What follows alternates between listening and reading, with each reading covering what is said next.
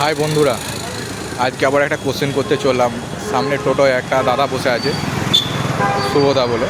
ওকে একটা কোশ্চেন করবো, ও পারে কি না দেখবো। যাই কোশ্চেনটা করি ওকে।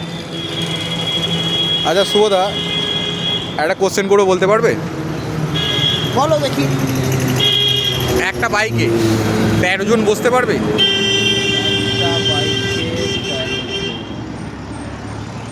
হ্যাঁ, গোলমাল থ্রির মতন বাইকটাকে কেটে লম্বা করতে হবে। না, গোলমাল থ্রির মতন নয়, মানে একটা বাইক বলেছি আমি, মানে নর্মাল বাইকই হবে। আচ্ছা, নর্মাল বাইকে 13 জন। হ্যাঁ।